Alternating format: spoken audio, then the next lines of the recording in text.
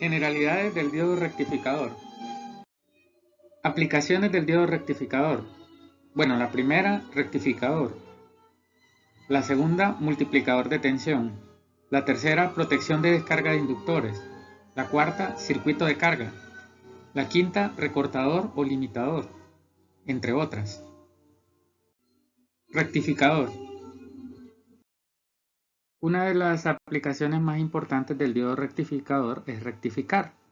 Rectificar es convertir voltaje alterno a voltaje directo. Aquí tenemos algunos ejemplos, ¿no? El rectificador de media onda, el rectificador de onda completa en puente y el rectificador de onda completa utilizando un transformador con derivación central. Ok, en videos anteriores yo expliqué estos. También se puede rectificar voltaje trifásico y es aún más eficiente. Aquí podemos ver un rectificador trifásico de onda completa. En este notamos que entran las tres señales trifásicas, obviamente desfasadas a 120 grados eléctricos, y nos sale pues la componente DC que está en la carga, ¿no? Los rectificadores trifásicos de onda completa son tan eficientes que si tenemos las tres señales de entrada acá, en su salida obtenemos ya una componente DC con rizado, sin necesidad de capacitor, ya que podemos ver de que esta presenta un rizado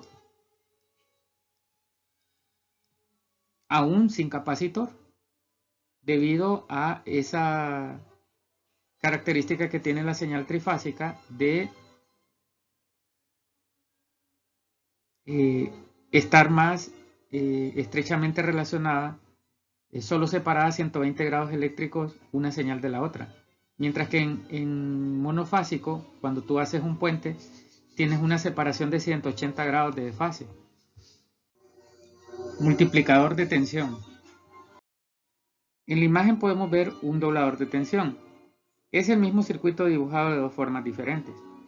En la salida, obtenemos el doble del voltaje entrada, pero cabe aclarar que es voltaje rectificado, o sea, es un rectificador, ¿no? En la salida sale voltaje de corriente continua, mientras que en la entrada es voltaje de corriente alterna. Entonces debemos de aclarar esto, ¿no?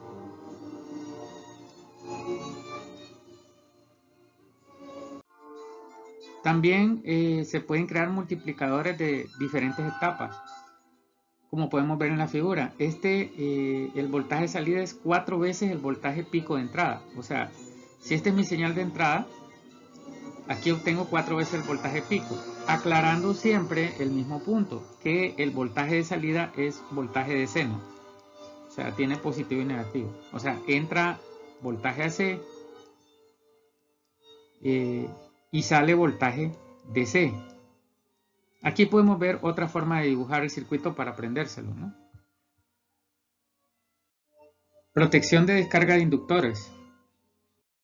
Analicemos el siguiente circuito. Este está formado por una fuente DC de 12 voltios, una resistencia de 100 ohmios, un inductor de 1 Henry, un interruptor y una resistencia de 10 kiloohmios. Y vemos aquí un voltaje que llamamos Vx, obviamente con respecto a nuestro nodo de referencia. ¿Qué pasa si nosotros cerramos el interruptor al inicio? Si cerramos el inductor se carga, de acuerdo a la teoría de circuito. ¿Y cuál será la corriente con que se cargará? Después de mucho tiempo, el inductor se cargará con 0.12 amperios. Una vez cargado, si yo abro el interruptor, veamos qué pasa.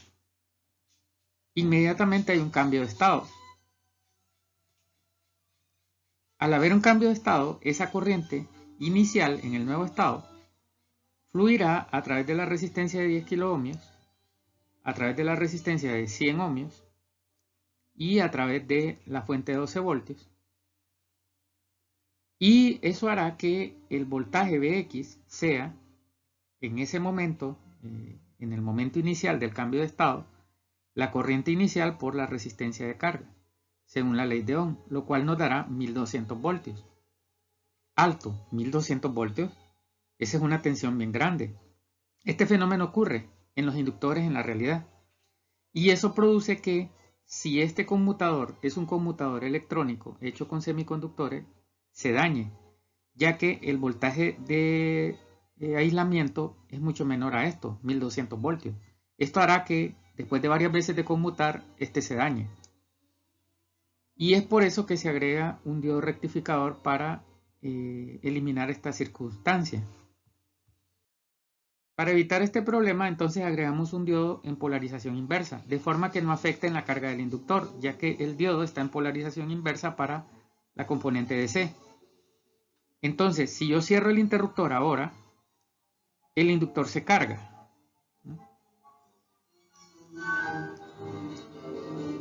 Pero si ahora abro el interruptor,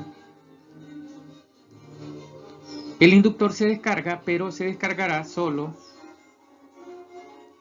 en el diodo, ya que la corriente fluirá a través del diodo porque queda en polarización directa para esa corriente de descarga. El diodo está diseñado para poder resistir esta corriente. Entonces, prácticamente evitamos que ese inductor ahora nos inyecte corriente a otro punto del sistema que pueda dañar la juntura semiconductora de un dispositivo. ¿Para qué queremos hacer esto? Resulta que uno de los dispositivos muy utilizados en el diseño electrónico es el relevador electromagnético. Este, pues, consiste en una bobina que a través del campo magnético abre o cierra contactos. Generalmente podemos encontrarlo de esta forma, con un circuito conmutador electrónico, que puede ser un BJT o un transistor de bijuntura o un MOSFET. Entonces vamos a encontrar nosotros en este tipo de circuitos que se agrega un diodo para protección de esa corriente de cambio de estado. Circuito de carga de baterías. Digamos que nosotros queremos cargar una batería con un generador DC y ponemos una resistencia limitadora de corriente. Supongamos que fuese un generador que está conectado a un sistema eólico, ¿no? Cuando él está girando a las revoluciones suficientes, esto está diseñado para que nos entregue corriente a la batería. Pero ¿qué pasa si por alguna razón deja de haber aire o no sigue el flujo de aire o el flujo de agua o lo que sea que está moviendo el generador? Entonces en este caso el problema es que el generador DC también es un motor y la corriente, como el voltaje en el generador es menor que en la batería, empieza a fluir en dirección contraria. Entonces el generador se convierte en un motor gastando la batería. Entonces en vez de cargar la batería, la estamos cargando y gastando cuando ocurran esos cambios. Para evitar esto agregamos un diodo.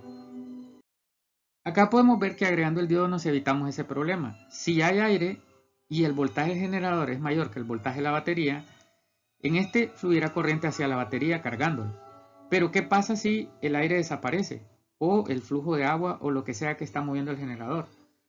El diodo bloquea que la batería se descargue en el generador, evitando que se convierta en motor, ya que el diodo solo deja pasar la corriente cuando el voltaje en el ánodo es mayor que el voltaje en el cátodo. Limitadores o recortadores. Un limitador o recortador es un circuito que mediante el uso de resistencias y diodos permite eliminar tensiones que no nos interesen para que no lleguen a un determinado punto del circuito. Por ejemplo, acá tenemos una señal de entrada BI y el voltaje que queremos en RL. Y vemos un arreglo en el que hay una resistencia limitadora, dos fuentes de voltaje de 10 voltios y dos diodos conectados de esta forma. ¿Qué pasará si el voltaje AC o el voltaje pico AC es mayor a 10 voltios? Aquí podemos ver un ejemplo. Si digamos que tenemos un voltaje pico igual a 30 voltios. ¿Qué pasará en ese circuito? Pues los diodos entrarán en conducción en tiempos diferentes, haciendo que en la salida salga esta onda cuadrada recortada a más 10 voltios menos 10 voltios. Y por eso se llama recortador, porque cortó una parte de la forma de onda. En este caso, pues en ambos sentidos, ¿no?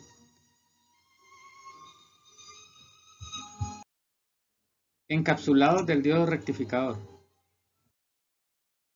Y en la vida real podemos encontrar diferentes encapsulados de diodos. El más típico, pues tal vez el DO14, ¿no? Que podemos ver acá. Sin embargo, podemos encontrar diodos de potencia que vienen encapsulados en una chapa metálica como este, el DO203AB, o el 60-01, o también podemos encontrarlo en este tipo encapsulado TO220 con dos terminales, ¿no? Donde el cátodo pues es el mismo disipador, digamos. También podemos encontrar versiones superficiales como el SOD123, el SOD323, el SOD23, que aunque tenga tres terminales, en realidad solo está ánodo y cátodo repetido en una de ellas. Y igual el SMA-DO-214, entre otras, ¿no? También podemos encontrar encapsulados de puentes de diodos, que ya vienen los 4 diodos o 2 diodos en algunos casos. Por ejemplo, en este vienen 2 diodos encontrados para rectificadores de onda completa con derivación central. ¿Okay? O sea, las 3 terminales irían así. Y algunos como este, muy típico en los sistemas de potencia, igual este, ¿no? Muy típico en los sistemas de potencia. Este lo usé en un ejemplo de otros videos, ¿no? Medición de un diodo rectificador. Para medir un diodo rectificador, tu multímetro debe tener una escala que aparezca el símbolo de diodo, ¿no? De semiconductor. Y este tiene una terminal positiva y una terminal negativa. Debemos conectarlo en ambos sentidos, o sea, el positivo al ánodo, el negativo al cátodo. El diodo debe conducir.